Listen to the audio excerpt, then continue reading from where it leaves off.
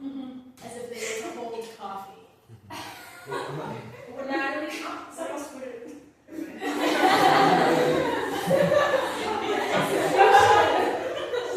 Anyway, Natalie, I'm leaving a nice one. I should take that. You are a yellow mug with tiny smiles on it. Aww. Did you feel bad now? You should. No remorse. Don't throw the bourbon out with the baby. Sip slowly with the promise of tomorrow. Hang high beyond water bills and the threat of war and the dream that just disappeared. Because when you press your fingers onto the coat of the sweatiest, happiest dog in the world, you realize that tennis balls are meant for more than just the racket.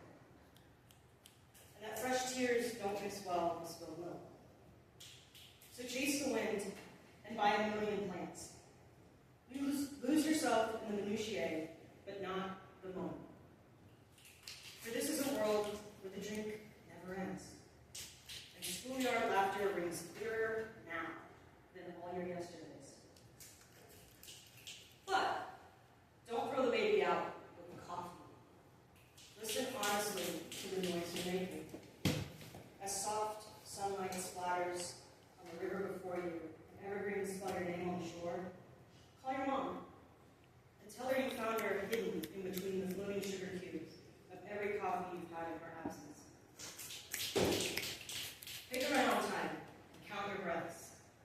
And when you hear the song of hope and promise, jump swiftly into the abyss and swing to the sound. Yes, the taxes are higher this season, and the birds hurt your ears, but still, you squeeze my hand, and it's like 1,000 sips of the finest brew. So, don't throw out the coffee, or the bourbon, or the baby. Just cling to the knowledge of no finer life than this. One of tequila, and toddlers, and tall lattes, and time. With the richest liquor flowing through your veins, and the strongest vow of a lived existence lying sweetly in your morning cup, dissolving itself to make room for the rest. Another taste of a desire surrendered. The monk sits there, knowingly, half empty, yet full. Yeah.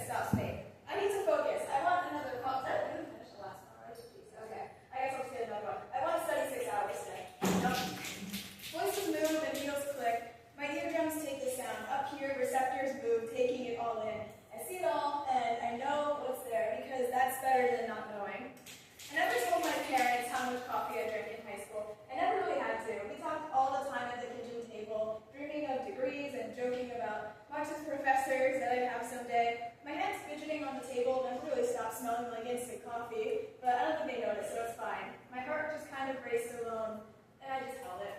That's all I could do. Reception moved fast, taking it all in. I had the weirdest feeling of that while I was watching me. Anybody else see that? The flowers are listening, but they don't need to know that I'm this unfocused. I guess sometimes deception is necessary. I want another cotton finishing. Okay, I need to focus. My heart raced alone and I just held it. It just gets hard to breathe sometimes, you know? I want to make myself sweet, but you know what? I also want to make myself sharp as this cup ceramic, because I'll grow even if it means destruction sometimes. The walleye is definitely watching me. That's weird. Okay, the flowers are listening to me, and I want to study 6 hours today. My heart just raced and I just held it. It just gets hard to breathe sometimes.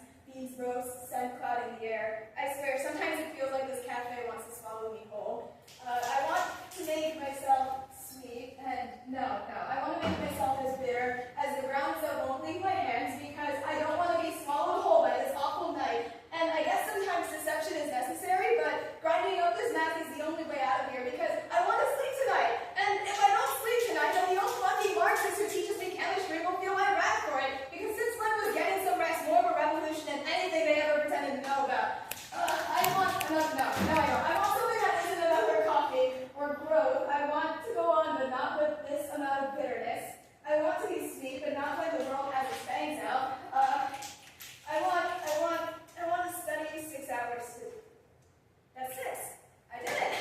I did it. Let's go. I'm gonna go figure out what I'm wearing tomorrow now.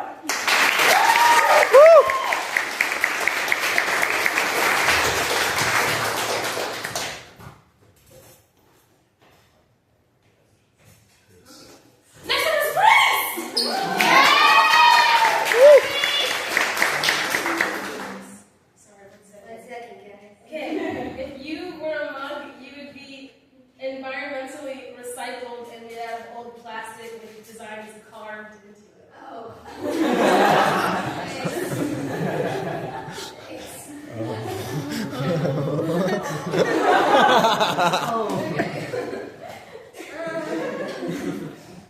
Okay. It's a new initiative to engage with the hopelessly temperamental youth of today's America. An utterly selfish business scheme attractively wrapped in the guise of giving back to the community or providing purpose to disenfranchised high school students. It's a plan cooked up by the highest-ranking company execs, all of whom fought in the Vietnam War, and it sits right up there with their secret enterprise to replace the coffee seeds of their competitors with genetically modified fungi-ridden chocolate seeds. Yeah. So as to disrupt supply chains and enable them to hold the coffee industry hostage for maybe a century if things go according to plan. And per the secret government's instructions, they host the event on Sunday mornings to disrupt the stream of churchgoers, a plan by the Underground American Humanists Association to rid the world of religion and enable them to continue delivering good without God, or whatever other bogus slogans they use on their Wednesday night mind control radio hour. So, every Sunday morning, Blue House Coffee hosts an open mic. Now, I could theorize for hours about why they decided on an open mic. They could have achieved many of the same aims by bringing in professional live music, but I fear that would have been counterproductive in their goal of falsely convincing the public that they have free speech. Instead of an open mic, they could have converted the place into a bar at night to boost business from the college campus across the street and help add dirt stains and alcohol grime and sticky juice to the floor faster, so as to cover up the blood stains of the previous owners, who were shot inside their own establishment by a 5'6" female Secret Service agent that I saw leaving the shop at 10:28 p.m. on the night of 9/11. But no, they chose an open mic. I can only think of one possible explanation for this frankly absurd decision, and that is that the open mic attracts a particular type of indie asshole that seems to be the target demographic of places like this. It is a set of individuals willing to pay upwards of $20 for a cup of coffee, and from a focus group survey done in 2004, the most likely of any group to think they are creative, which I find horrifically ironic considering how they come here to write poetry without realizing that the security camera by the door is not actually for security, but rather to scan an individual's outfit, car make and model, and fittingly their coffee order, and then flood their Pinterest boards and Instagram reels with carefully curated content that gives the appearance of uniqueness. I find the entire system quite repulsive. Usually I sit in the back and sip at my $7 latte, which I know to be less than 1% actual coffee, about 9% cream and sugar in roughly equal proportions, and 90% filtered water infused with chlorine and lead. so as to enhance the right wing's powers of persuasion.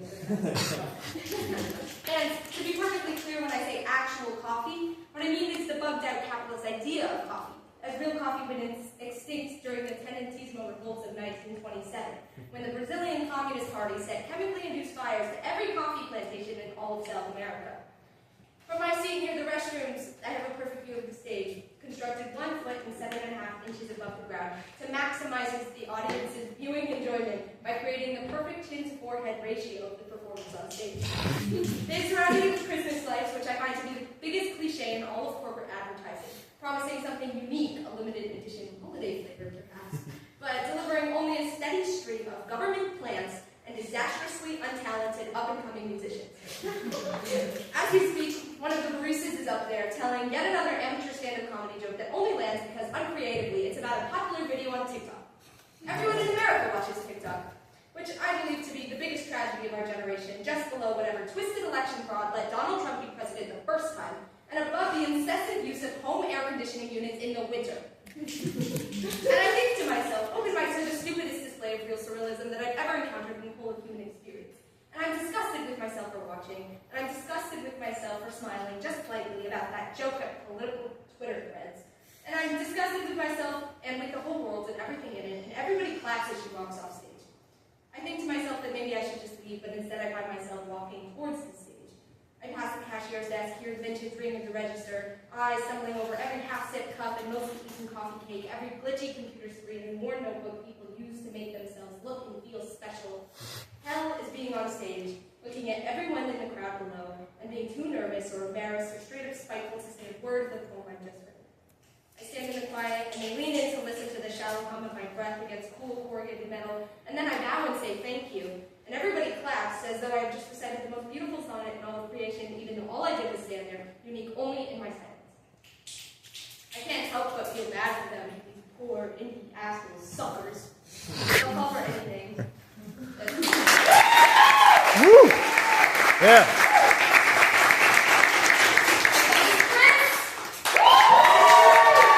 Yeah. If you were a mug, you would be a mug shaped like a skull. Specifically, one with a handle shaped like a bone. Is that a Hamlet reference? No.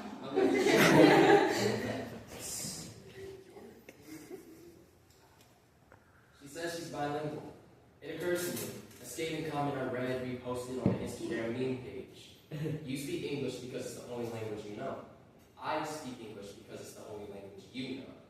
She's already making compromises, and however much more of herself she's tucked away tugs at me, like an illusion we can neither see nor unsee, perceived without sight, to see yourself through shattered glass or entering into an amorous union with your amber water reflection. And I'm already drunk off her voice, swimming in the back of her throat, tossed about by cadent waves and sinking deep syllable, contentedly listening, as she waits on my response. The same question.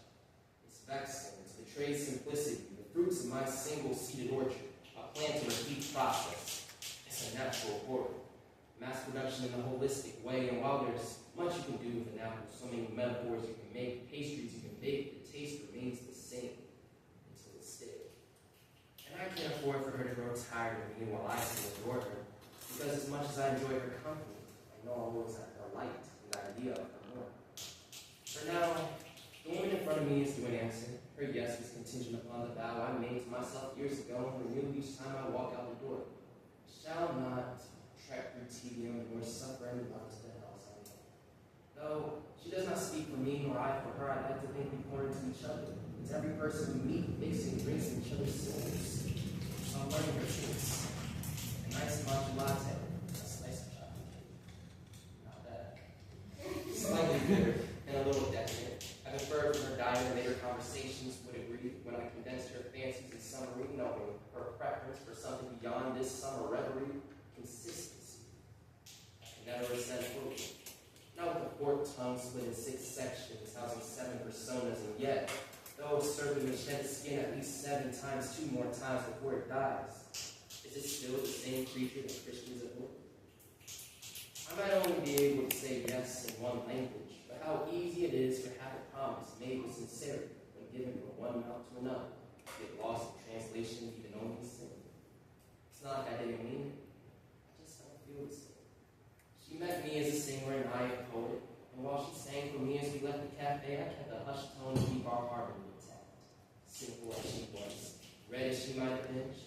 to separate the speaker from his voice, considering I have a different dialect without even knowing.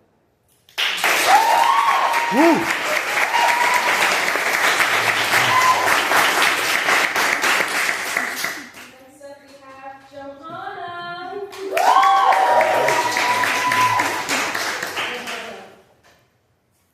You would be a mug you'd find in a diner.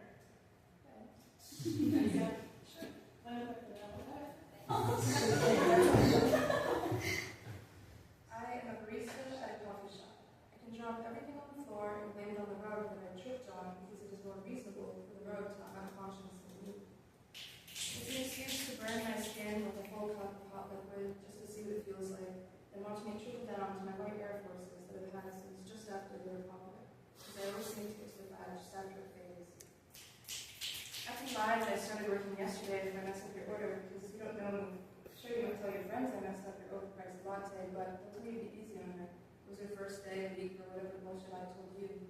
I'll continue my 3-year streak of working here, and you'll be the guy who makes on service workers. At this coffee shop, I am immortal. I am one with the coffee beans waiting to be grinded down to nothing but dust, but just not quite there yet. My most common customer is a specific genre of old man, usually a bit too cheeky and overly attentive to the female body. One man asked me if I had a boyfriend, food spilling out of his mouth because he didn't want to be there as much as I imagined I would want to be. I answered yes to end the conversation because possession by another is a safer way of saying no. But he broke the mold by continuing to tell me how he was a little younger, which would put him at about 60. And after a series of eerily specific comments about my body, I grabbed the plate he was eating off of and smashed it over his head until I saw it rain for the first time in my life. I didn't do this, but the way I remember it, I did. The burnt-out coffee drinkers make it more fun now. They use this building as an excuse to be creative, but don't they know real writers can't write at coffee shops? Should I tell them that when I take their order? Here's what I smoked up. By the way, real writers are at home, but curates and computers and low battery because the words are flowing too well for them to step away. You earn yours for some of your friends' Adderall subscription as opposed to create a writer's block that's lasted your whole life. They would probably laugh in my face and that's what I know about creating to leave a single waitress who's held at least the 4 walls and a minimum wage job. Then I will cry in the bathroom because I can't handle criticism, but I can take my own bathroom break. Then I will bounce back like I always do, and I will make sure anytime you come here to work on your shitty short stories, nobody will ever publish that your order is wrong and your table is watching. Because if I'm going to be grinded down to nothing but dust, it is not going to be by a curve or a 1 weekend.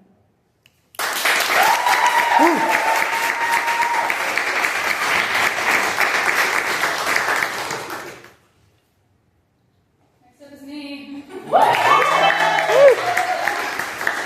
Claire, if you were a mug, you would be a small mug with little tiny trees painted over everything.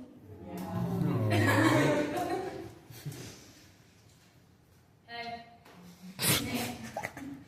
I don't know why you picked up the phone, but I've left you like 40 messages already, and I know I said that I'd be prepared to leave however many it takes, but shit, dude, I'm tired. I'm at that coffee shop you like, the one on Main Street with the cute barista.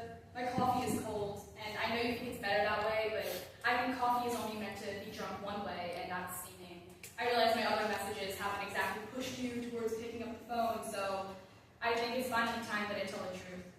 There's a few things that I haven't been completely honest about, like the fact that I hate the scent of that new strawberry shampoo you bought. You know, strawberries make me sick, so I don't know why you thought I'd like it in the first place. Or the fact that I think your mom's a bitch, and every time she looks at me, I want to scream, or punch her in the face, or punch myself in the face. But mostly, I haven't been honest about the fact that I've been lying for years, and it's only gotten easier. So here's the full truth. I didn't learn how to tie my shoes until the 3rd grade. When I was young, and I'd get sick, my dad would come into my room late at night and prop me up against cute pillows and spoon-feed me cough medicine. And when I'd wake up the next morning, I would be so sure it was all a dream, but then I'd see a glass of water on my bedside that I definitely didn't take to bed with me because I didn't care enough to do something like that. I remember everything you've ever said to me. I think that I've been lying for years, and I think that it only gets easier. I used to collect the chicken eggs every morning, barefoot, and the dew would make the fresh-cut grass stick to the soles of my feet and the curves of my ankles. And beneath the first breaths of blushing sunlight, I would thank each chicken by name. I have no idea where I am, even when I'm sitting right across from you. And even though I've been smoking the same shitty cigarette for the past week, my hair is still falling out in clumps. I used to eat honeysuckle by the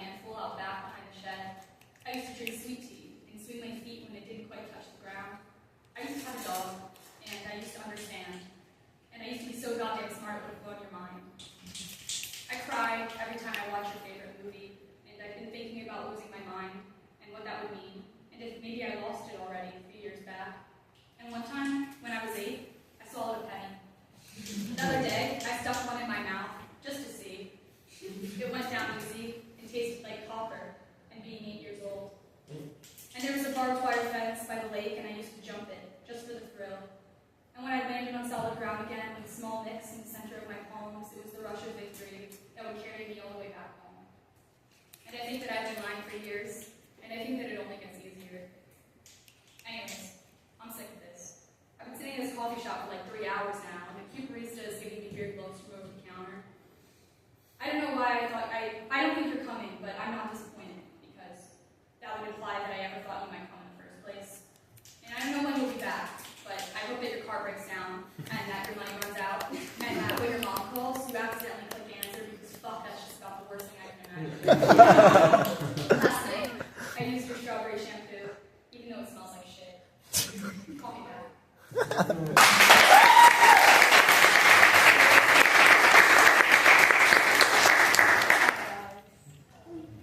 Next up, we have Menzel. Whoa! Menzel, you would be a painted mug with stripes and your name signed on it on the bottom. And there it was, love on tiles. Let this be the last time you do this. Beckon to that call. Release a moment of wanting to be loved with the aching of wanting to be something more. There is no something more, just now. Just an escape of who you were forced to be and secretly who you always resented. Trapped inside a small mug and overpriced coffee you never liked. But there it was, alone, as booths were intended. You could not erase the memory, and I would not want you to, of stained tiles. We should not be here talking about this. Stained tiles? Who makes you the proprietor of discussion? I paid for coffee. $17 short of a nice evening, with laughs and small glances. Now we have to talk about stained tiles. Am I to always feel sorry for stained tiles? You say it was not my fault. Well, whose is it then? Because there's blood on tiles and I cannot clean stained glass. Itching for a reply and you will hate me. Because I want to erase that memory. Hypocrite. $17 short of a nice conversation. Now we're sitting here talking about stained tiles.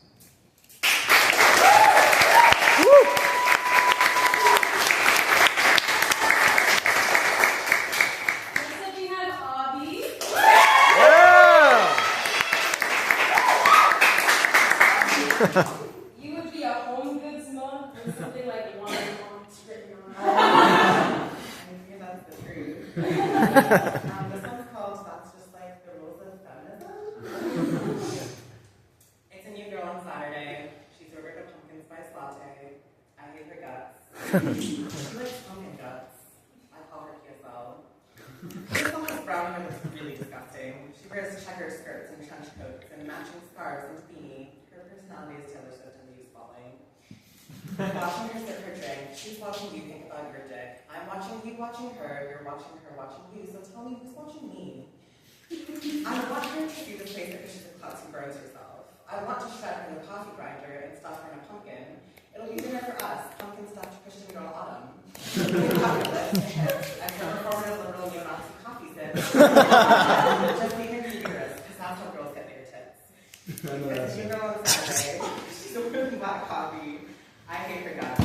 She likes roasted bean guts. I call her house blend. She's average in every way. She drinks coffee just to stay awake. She wears mascara and calls it a day. And for some reason, you're laughing like she's your soulmate. She's drinking house blood today, but she's shopping for a blender for your house tomorrow. She thinks an appliance can make your house a home. If I blend her, will the police fight home wrecking or home reno? Damn too much. They say I should tone it down. I wonder if you think the same. I tell myself they hate when you serve coffee and cunt. You look at me. Look past the bitch I reduced to a coffee order. Look past the empty table I left between us because I'm normal. Look past the computer I need to stop your mom's face. But don't look at me because who the fuck told you to do that? I'm sipping on my coffee and my delusions. I'm stirring my fantasies with artificial sweetener. Will our baby get your neck and my hair? Will it go to the same place every Saturday with a different girl? Or Well, let's look in coffee shops and think about your whores. It's a new girl on Saturday. She's ordered a caramel frappuccino. I hate her guts. She likes overly sweet diluted coffee ice guts. I call her frappe. This one is hard, harder than everyone that's come before. Despite having the culinary taste of a 12-year-old, I have to admit she's an ugly kind of beautiful. She's a mix of what everyone thinks is good. She's like the drink she drinks, a disgusting mashup of cool and sweet. She's a sex symbol for the horny middle school boys who think they're ready for coffee but just want sugar. I wonder if her tits have caramel swirls like her frappuccino does. I wonder if her lips taste more like coffee or caramel. I'm not jealous, but just call it professional curiosity. But since she's pretty, she's a goddamn slut. But if she's ugly, so I'm sorry you wanted a pity fuck.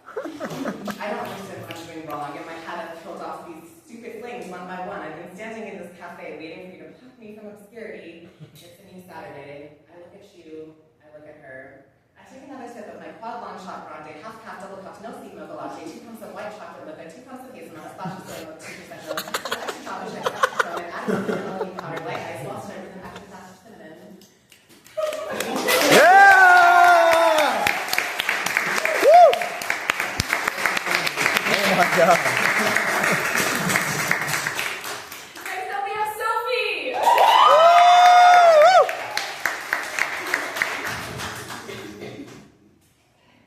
Sophie, if you were a mug, you would be a Halloween jack-o'-lantern.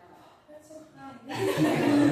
Okay, just a small trigger warning. I do talk about eating disorders poems, so if you want to leave, that's cool.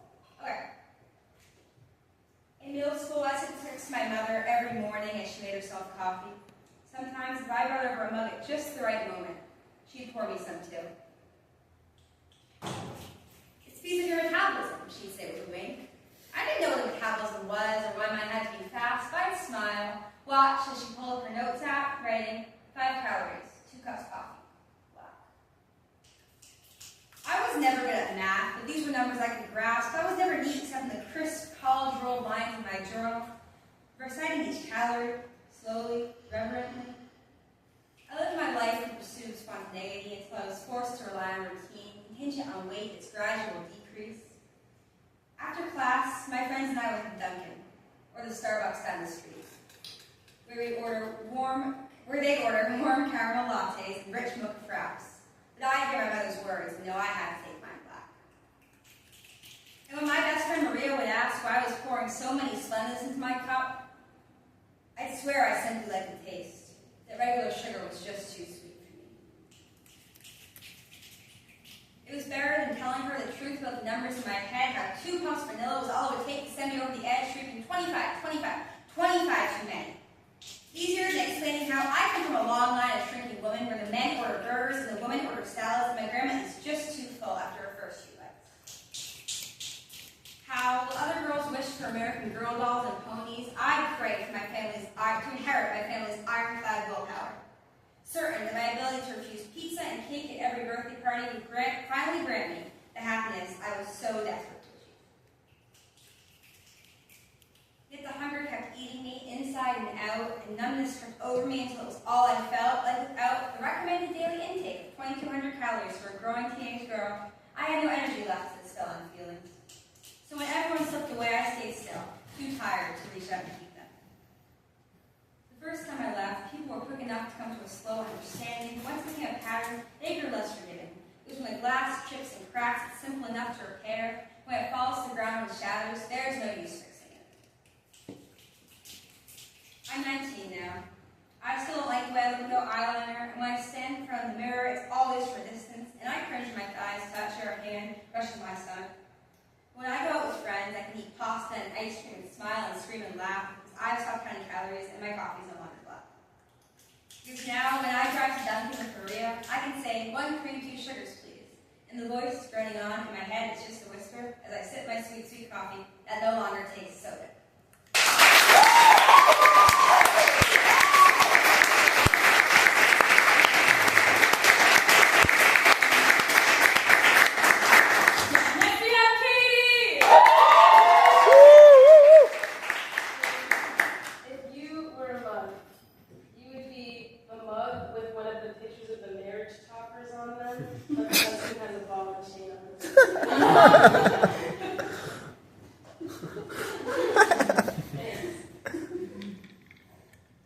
I'm 24 female, hate my count 6 times.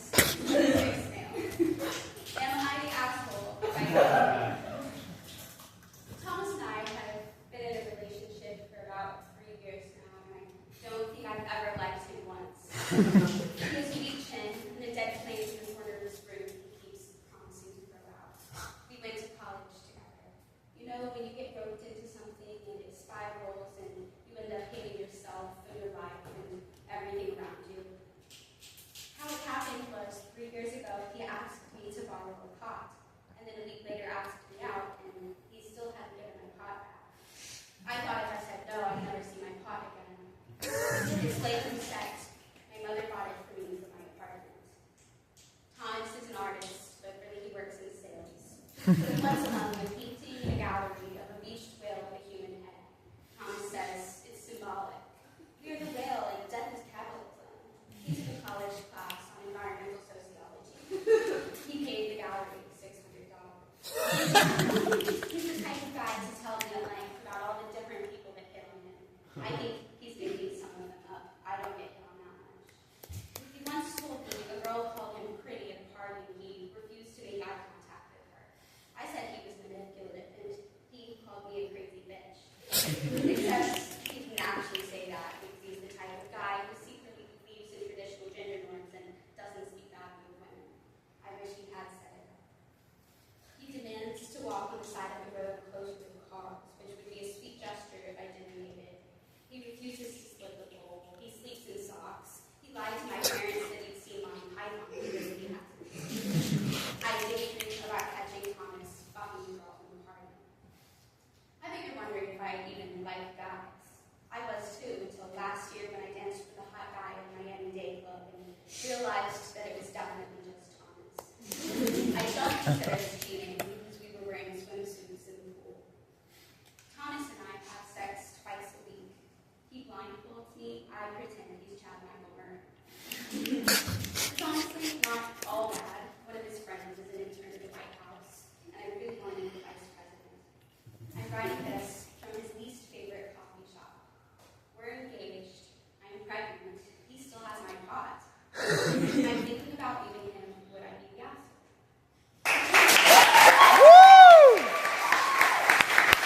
Yeah. Next up is Mary.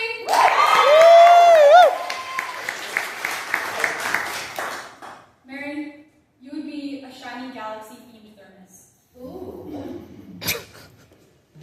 Who was that?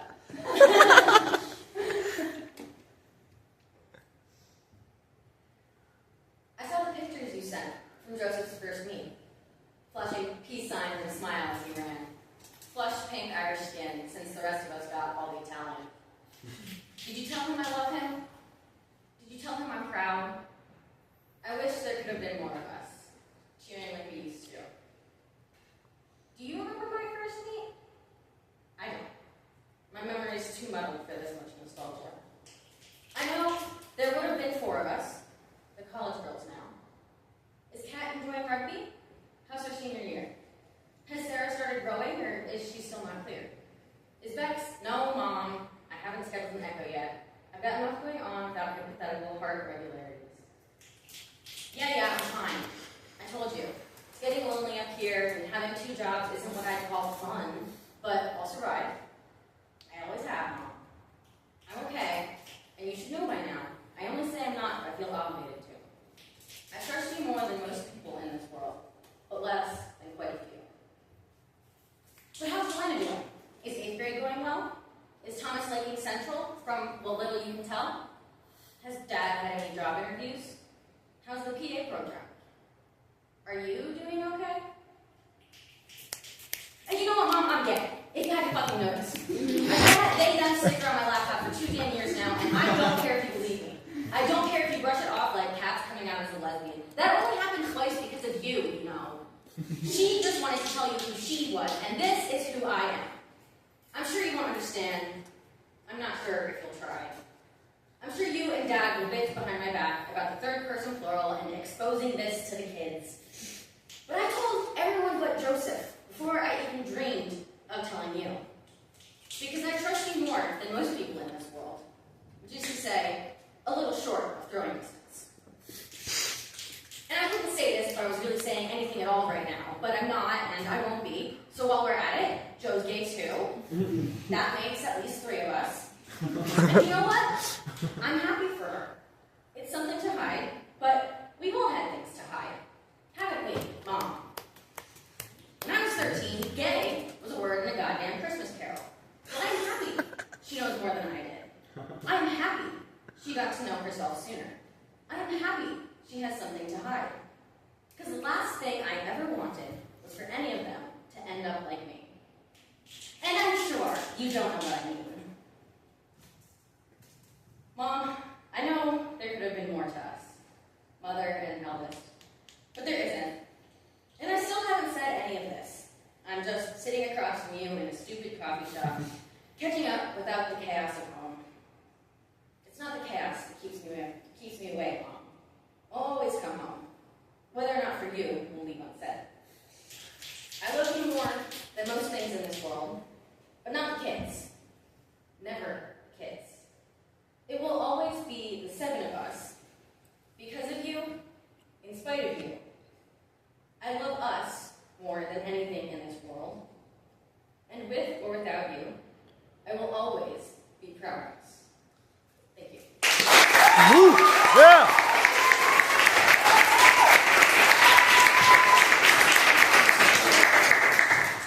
Last but certainly not least, Naya!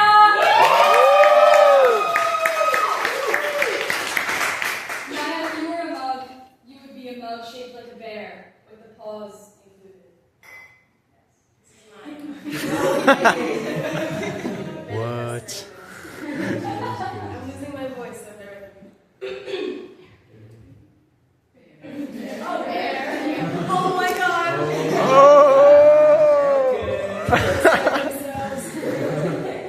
This is called bugged out barista. When I accepted a position behind the counter of the cafe I was always too scared to walk up to by myself, I made a silent promise to never drink the coffee I sold. No, it wasn't the worst thing on the menu, and yes, everything was much more affordable with the staff discount, but I already made a point to stay hungry at the cost of everyone else's fill, and a check of just barely minimum wage wouldn't get in the way of it. I thought to myself that it won't kill me to be paid for a service I was already accustomed to, parting and prepackaging myself out like a commodity. So I poured coffee I only just learned how to press with people I only just met, while imagining the creamer transforming into something interesting and dangerous and exciting, and I thought to myself that this could kill me, and I would let it. But the next weirdo who came in hold me at gunpoint, raid the cash box and harm me, or worse, leave me alive, left among the tattered floors to deal with the aftermath. But in this fantasy, the weirdo always ran, but never walked, and shedded his layers as quickly and swift as he could draw. And he was tall, or short, bearded, or shaved, and when he walked up to the counter, he did not look like me, but you looked like me, brown-skinned and shrinking. And when you walked up to the front, fingers twisted and eyes flittering, you didn't ask for anything, and I thought to myself that this wouldn't kill me, but it should. Considering that when you spoke, your mouth didn't move, despite how your lips were downturned and parted like mine, and miserably thinking, you can have this one thing, and you won't ask for anything else. But I've never really done anything with this promise, and never planned to with a selfish sort of resolve, because I didn't always know what I wanted, but I enjoyed the ignorant bliss of not confronting myself with it. You looked at me like you knew that I was a fake, and like you wanted to order something knowing damn well that you wouldn't. I tried to remind you that we don't drink the coffee here, but instead of turning on your stubby heels, you reared your ugly head and reminded me that my heart was broken last night and it should have killed me. I was angry at the audacity of the truth and your commitment to expressing it. How you decided for me that it was fair to share the facts of the matter. The stress of the last month, bitten nails, running tap water, broken glass, and the sadness towards tiny living things. How I had a penchant for idolizing men on the left wing and women who wouldn't love me, but who just had a fling, and everything I didn't want to know at the time. Couldn't without the adrenaline of the coffee I will never drink catching up to me. I was angry at the reality of the job, the woman I let get fired and the position I took from her, the black coffee without the creamer, the spit when I talked, the volume of my laugh, your refusal to smile and entertain and order a damn cup of coffee like I tried and practiced to. You say, everything I love or have loved is on or below the ground. I ask if you're talking about our grandma and coffee. I ask why I'm equating these shitty beans to buried bones, why I can't just stretch the length of myself both ways without it slowly killing me, why this job hasn't stopped me from carrying the stress in my wrists and my back and the crack and grind of the coffee beans and the smooth but damning press it releases. I think in the end everything else will kill me, but maybe this coffee won't. I can stomach it. I've decided that I can stomach you.